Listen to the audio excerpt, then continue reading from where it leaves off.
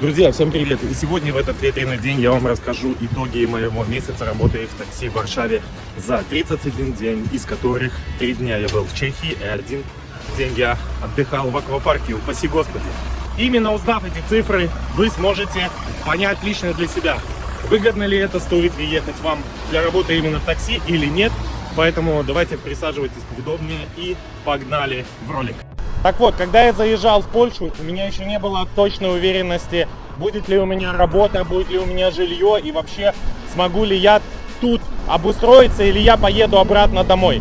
Поэтому спасибо большое Владу, который помог мне полностью тут легализироваться, сделать карточку, открыть счет, сразу оперативно подключиться ко всем 3 программам для такси и даже сдал мне машины. Без него, наверное, я бы целый месяц занимался этим оформлением, без языка, без ничего. Поэтому ссылочки на Влада я оставлю в описании. Проще всего, поверьте, заплатить 500 злотых и полностью получить все, что нужно, и уже эти деньги отработать уже прямо в первый день, потому что если вы поработаете 12-часовую смену, то есть вы их отработаете это 100%. Поэтому должен быть помогатор, который приедет и сразу вот вас повезет делать карточку, делать банковский счет, покажет, где снять машину, договориться и так далее и тому подобное. Поэтому Владу большое спасибо, пишите от меня, может даже и какую-то скидочку сделать. Итак, ребята, когда я заехал, я сразу начал подсчитывать все свои доходы. Как же я считаю доход, чтобы у вас не было абсолютно никаких там вопросов? Я считаю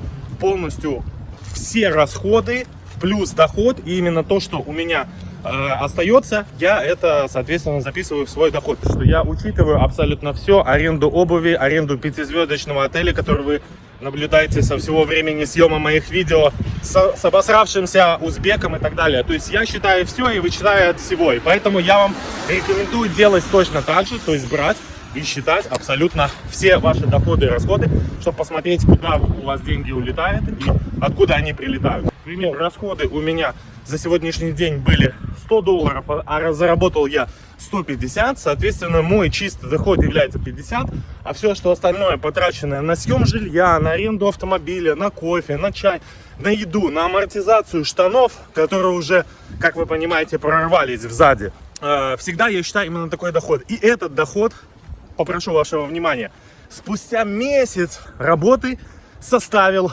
минус $72. То есть я не заработал ничего, и я ушел в минус. Как вообще такое произошло? Потому что я считал все, включая дорогу, оформление документов, услуги Влада и так далее и тому подобное. Плюс я еще туда добавил билеты в Чехию по $276, плюс я еще добавил отдых в Чехии, плюс я еще добавил аквапарк, и в итоге получилось, что за первый месяц работы я не заработал ничего, а плюс еще вынул из своего кармана. Да, так произошло, и такое бывает. Но если же вы не так много кушаете, как я, и не так много гуляете, то, соответственно, у вас бы был плюс, и я вам расскажу, сколько бы у вас осталось, если бы вы не гуляли так же, как и я. Но мне это нужно было, чтобы иметь эмоциональную разрядку. Итак, давайте с вами считать. Подключили меня к 3 приложениям. Это Uber, Bolt и FreeNow. И я начал работать без опыта, без знания Варшавы. Вот сколько у меня получилось за месяц работы в Uber. Вы сейчас увидите это с вычетом всех процентов самого агрегатора. Это именно то, что поступило ко мне на карточку. И вот сколько получилось по Болту. И вот сколько получилось по FreeNow. Сколько бы я получил денег, если бы не летал в Чехию, если бы не монтировал, если бы не занимался спортом, если бы не жрал. Сколько бы я получил денег, и вот эта сумма. Согласитесь, очень-очень неплохо. При том, что я говорю, всего лишь несколько дней я проработал 12-часовую смену. Я не сказал бы, что это было просто, я не сказал бы, что это было сложно. Это просто обычная работа. Я работал в среднем 8 часов. И то это назвать там работой. То есть я не так, что я садился и не вынимаю. Можно ли заработать больше? Можно. Как это можно сделать? Двигаться на бич-пакетах, не есть, не пить, не спать. Не отдыхать с друзьями, не монтировать ролики, не заниматься спортом, Не думать ни о чем, кроме такси, не уходить со смены, не натаксовав $100. Купить 4 машины, посадить таких же 4 узбеков, как ты, и в конце концов подохнуть сукой, разбившись где-нибудь на автосраде. Все это можно сделать. Других путей заработать больше в такси нет. Вы должны понимать, что эта работа исключительно волка ноги кормит. При своих всех плюсах и минусах, полностью свободном графике и приверженности самому себе, и невозможности получать доход, если ты не работаешь. В общем, напишите в комментариях, как вам такой доход. Напишите в комментариях, какие вы плюсы видите, есть ли смысл ехать сюда и зарабатывать такие деньги. Зарабатывать $100 каждый день возможно, в том случае, если вы будете работать действительно 12-часовую смену, притом на 3 приложениях. Это, в принципе, возможно. Но вопрос, надо ли это вам. Также стоит отметить, что просто каждодневное пребывание мое в этой прекрасной стране стоит 100 злотых. То есть это деньги на банковские услуги, которые снимаются каждый день. Это деньги на аренду авто, это деньги на аренду 5-звездочного отеля с обосранными польскими узбеками, не считая оплаты налогов. То есть это 100 злотых, которые ты будешь тратить, хочешь ты или не хочешь. Сюда не входит ни еда, ни развлечения, ни телефонные услуги и так далее. То есть $20 в индополож. Поэтому создается такое интересное впечатление, что если ты не выйдешь сегодня поработать, ты потеряешь деньги. И как делаю я? Я каждый день работаю. Вот каждый день работаю, и я работаю в удовольствие. То есть я могу не выехать, я могу выехать позже, я могу больше поспать. Я позволяю себе это делать по той простой причине, потому что я знаю, что все равно, рано или поздно, я эти деньги заработаю, и все равно там в кайф 8-часовую смену я оттарабаню. 8-часовую смену в Польше достаточно оттарабанить, чтобы просто себя содержать, чтобы существовать, чтобы выходить в ноль. Если ты хочешь, чтобы у тебя что-то оставалось, тебе надо работать 12-часовую смену, потому что именно вот эти 4 часа, которые ты переработаешь, именно они дают сверхдоходы, которые ты сможешь оставлять и ложить себе в карман. Продукты, услуги стоят дешевле, чем на родине, несмотря на то, что в последний год цены тут, и поляки отмечают, возросли по понятным нами причинам, но тем не менее они доступны. То есть даже таксистам ты можешь путешествовать, можешь ходить в бары и можешь даже ходить лечить зубы. Поэтому, ребята, это очень круто. 2 ведра кофе с молоком, Биг Мак и картошка. Все это вышло мне в $5. Я считаю, дороговато. Вообще лучше было бы бесплатно. Сходил в Равшан, купил 2 тунца, таких здоровых, 2 чая, блядь. И угадайте за сколько? За 4 ебать бакса. $0,5 стоит этот чай. $0,5, блядь, второй чай стоит. И вот это по доллару, считайте. Заебись. Но лучше бы бесплатно. Уровень жизни людей тут довольно-таки неплохой.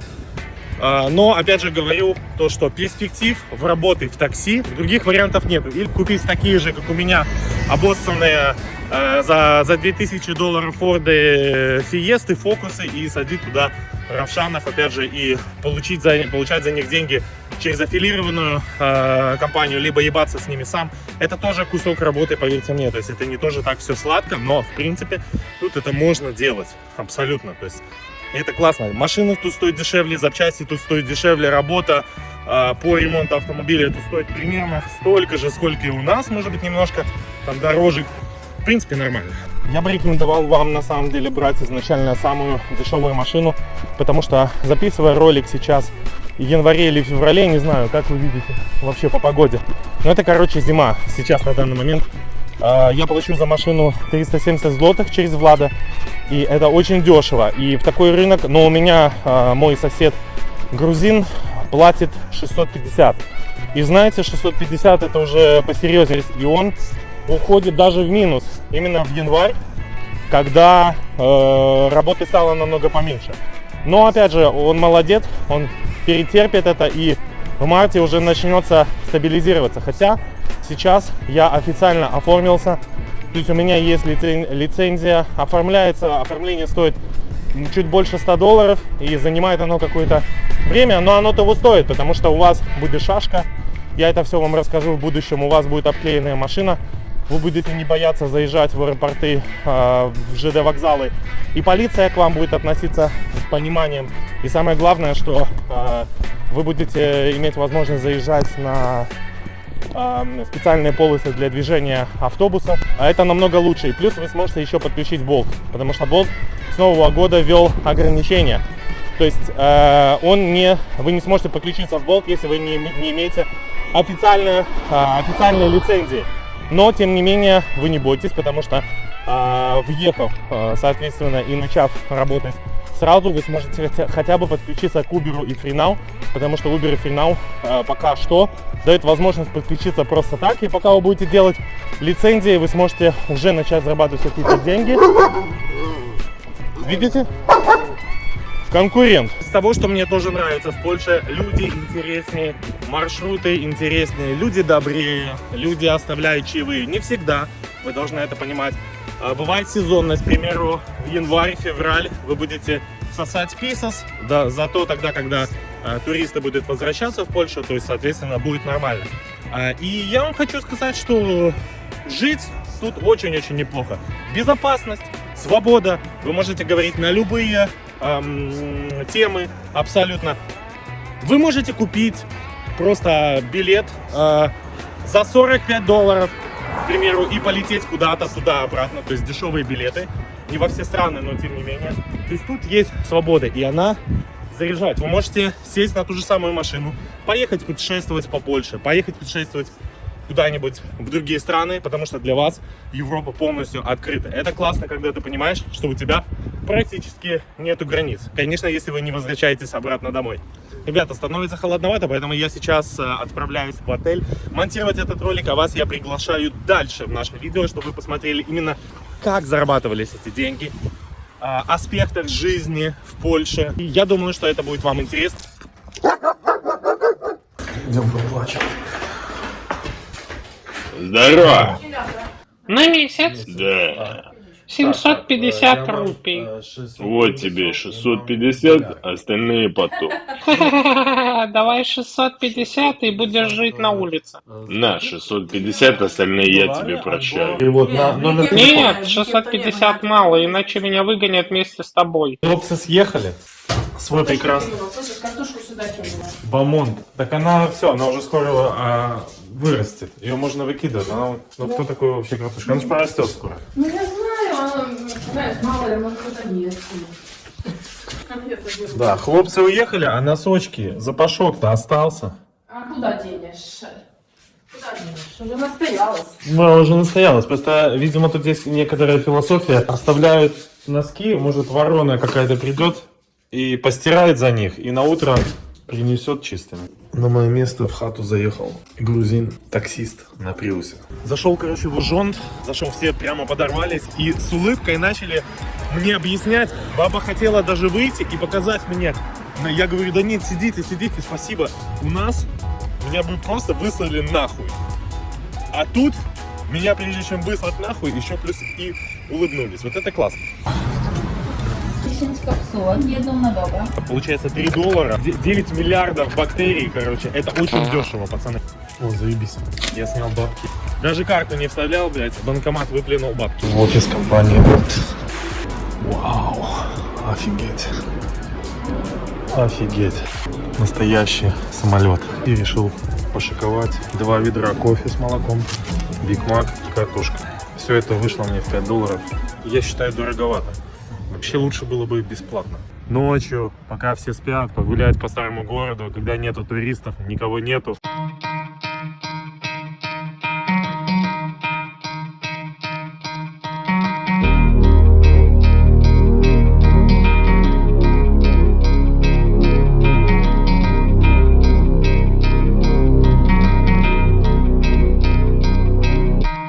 Во, мне вообще нравится, блядь, положение дел. Вон чувак на Волге взял себе, как и я, разложился и возле подъезда чинит себе там суппорт, блядь. Что там, протачивает диски, что он там еще может делать, блядь, ночью в 3 часа ночи. Вон, хлопцы отдыхают. Это такси. Ну, выйдем, идем. Давай. Что? Что, обиделся, что ли? Ладно, идем. Мы сейчас доведем вас. Да, мы поможем, пошли. Поехали. О, это такси, идем там. Пойдем. Может поднять его? Ну, Тоже так думаю. панк, ходите. Будем спать. Давай. Дадим, давайте, выходите. Сейчас мы доведем его до кровати и пусть поспит. Завтра уже жена приедет, заберет его. Ну да. Ребят, короче, такую ситуацию можно только, наверное, на фильмах. И, наверное, если бы я не работал в такси, я бы такого никогда не увидел. Представьте, я заезжаю в очень элитный район Варшавы, и там валяется мужик с босыми ногами. И его партнер вызвал для него такси. Он попросил, чтобы мы его подняли и завели в машину. Я думаю, блядь, опять. Просто я уже насмотрелся на этих алкашей. Еще в Минске они блевали, блядь. Вы сами понимаете, работа в такси в странах СНГ — это быдло алкашей, которые обльют тебе весь салон. Человек, которому мы везли, оказался очень состоятельным человеком, который потерпел раздел имущества от двух супруг.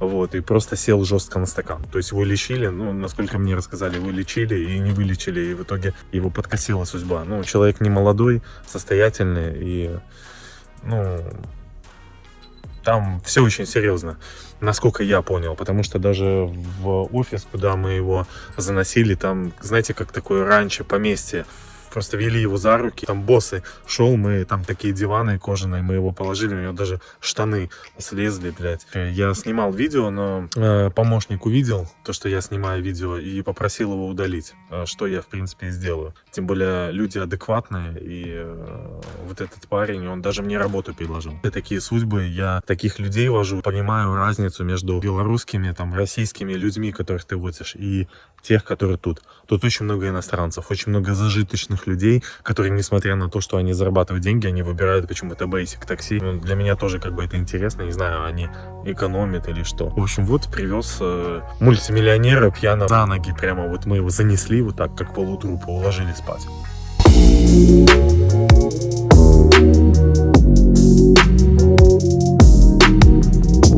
Просто я еду в поле, блядь.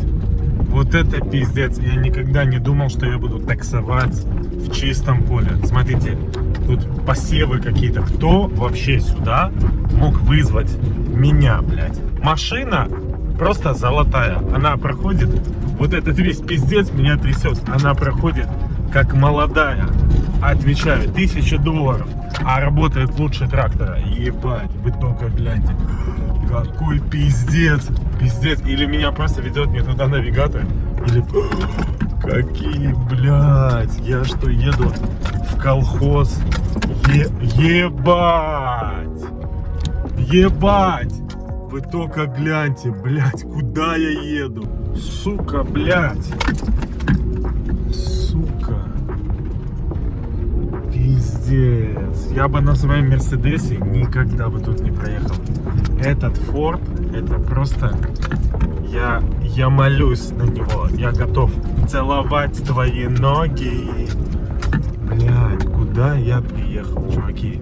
Все цепляю, блядь, днищем. Тут дороги нету. Ёбаный в рот. Как тут люди живут? Я не понимаю. У меня такое ощущение, как будто я в натуре вернулся в Беларусь, блядь.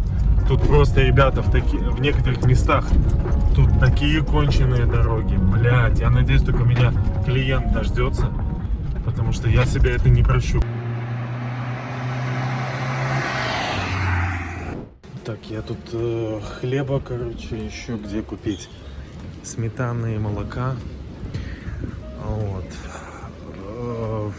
Что-то потерялся как-то вообще.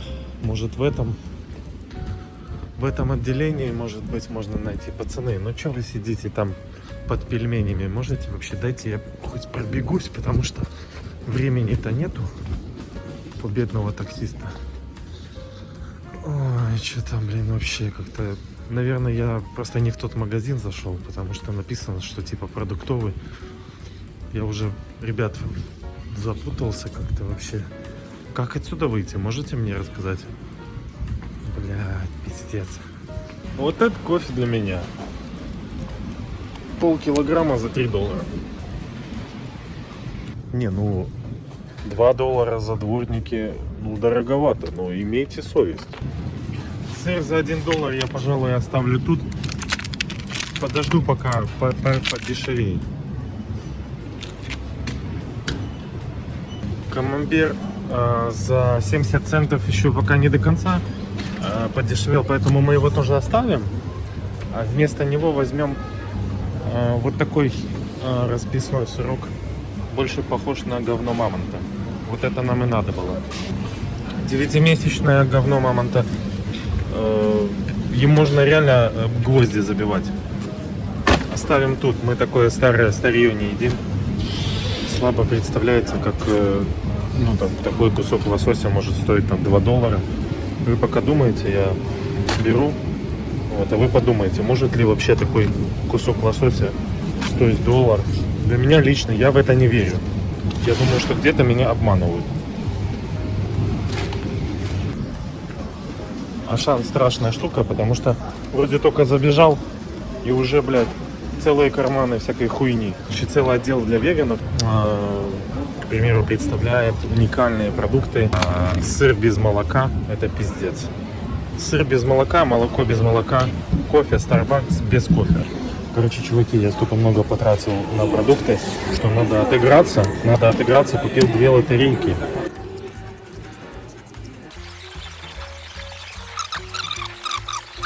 Брак, а ты сука. Бля, я не смог разбогатеть сегодня. Цыгане ебаные. Интересно, конечно. Прикольно. 14 iPhone. Попробуем ли мы прочитать что-нибудь? Давайте прочитаем ценники, блядь. Хуй прочитаешь. Сходил в Равшан, купил 2 тунца, таких здоровых. 2 чая, блядь. Угадайте, сколько. $0,5 стоит этот чай. $0,5, блядь. 2-й чай стоит. И вот это по $1, считайте. Заебись. Но лучше бы бесплатно. Видите, какая хуйня? Смотрите, какая маленькая дырочка. И тебе придется попасть в эту маленькую дырочку. Просто уебищная. Сделали бы больше. Люди просто по бодунищу эти машины проектировали. Смотрите, во вкусная 5-я точка такая классная тема есть. Вот я насобирал баллы. Ну, я тут уже поел раз 6. И мне за дерьмо.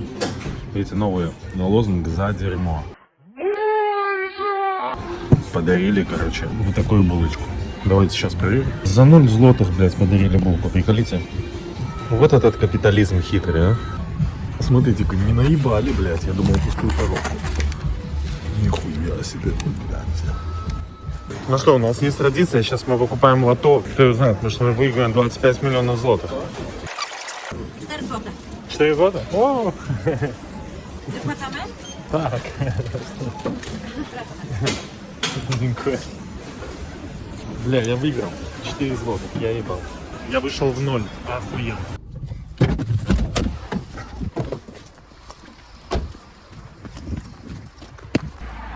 Убежала, блядь. Косуля, бля. Сейчас догоню, подождите.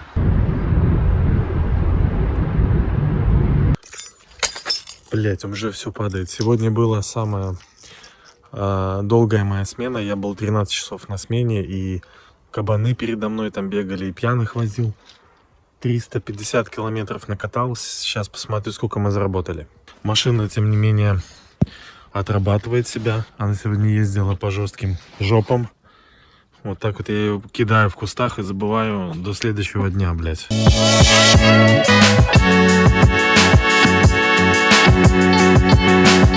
Ой, бля.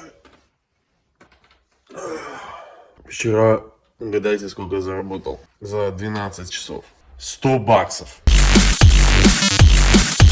И угадайте, сколько из них причитается мне. А ну.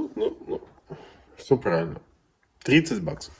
С вычетом всех моих расходов.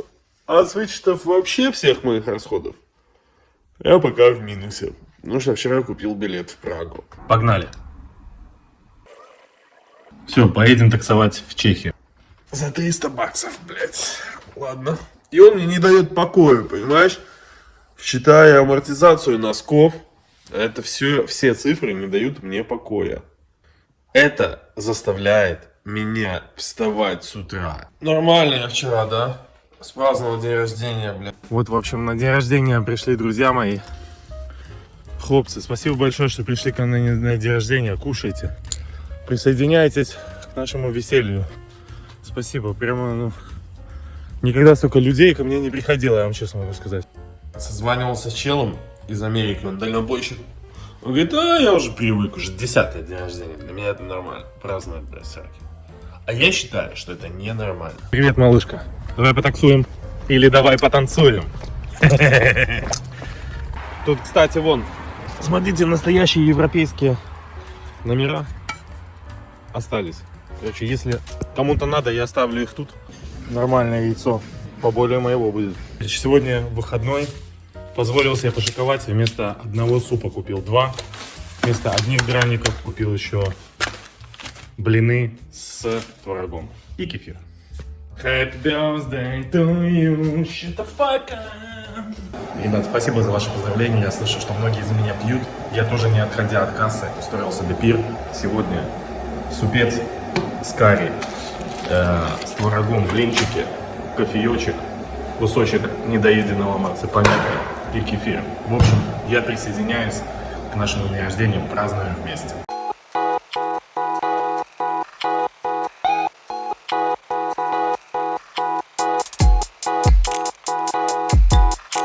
Ребята, за мной кто-то следит. Какая-то нездоровая кошка. Кыс-кыс-кыс. Я тебе принес китикета поесть. Иди сюда, я тебя поглажу. Ну прыгай. Прыгай. Ну. Давай. Прыгай. Давай сюда. Иди сюда, поглажу. Малыш. Что ты за мной следишь? А? Следишь за мной? Иди сюда. Иди сюда. Иди сюда. Быстро. Прыгай сюда. А ну прыгай. Прыгай сюда. Малышок, прыгай сюда. Малышка, иди, я тебя обниму. Иди, красавица, обниму тебя. Я заплатил деньги за зоопарк. Увидел краснокнижную редкую птицу. Осталось их, наверное, особей 5-6. Чтобы вы знали, вымирающий вид. Как вы сделали? Доброго дня. Ну что там закапываешь, а? Закладчик, да? Закладочку ищешь, а? Братишка. Археологи. Красавцы. Добрый день, можно с вами познакомиться. А что вы там кушаете, а? Вот так вы поклонник heavy metal, AC/DC, правильно? Куда вы нарядились такие, а? Друзья. О, ничего себе, какая морда, а? Иди сюда, котеночек.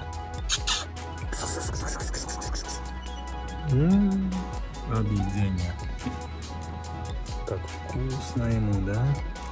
Обалдеть. Общага первого курса. Вот это я помню, вот это я помню. Тяни. Дай я тебя возьму покушаю. Дай. Дай. Иди сюда. Иди сюда. Это вход в мой хостел, кстати. После посещения какого-нибудь знакового места все люди хотят с собой захватить какой-то сувенир. Я решил от них не отставать, поэтому с пустыми руками я из этого зоопарка не уйду. Ждет туристов в свое джакузи. Ты заслужил, молодец. Так, ну. Ой, бля, сука, это было страшно, я вам честно могу сказать. На, поешь нормально, братишка. Ну что, мыша? У мышей поразводили, да? И сейчас мы пойдем спрашивать, подожди. Сейчас мы спросим, что за антисанитария такое? Что столько мышей поразвели, а? Дармоеды, ничего не хотят делать. Ну хоть ты людям скажи, как ты докатился до такой жизни, алкаш. Видите, Макдональдсом питался, а сейчас-то пришла вкусная точка. Вот, самое интересное.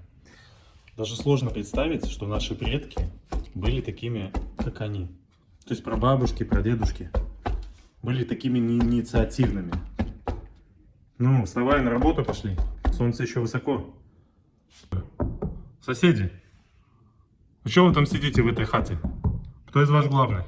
Самое главное, ребята, правильно научиться входить в хату. Кто из вас главный? За что сидите? Баландеры.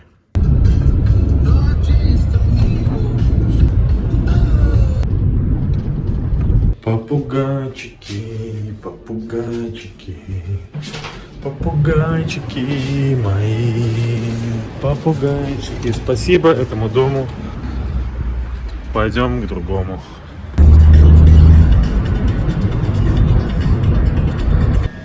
Офигенные модельки. Возьмешь себе, Серега, такую? Вот это. Вот это. Офигенно.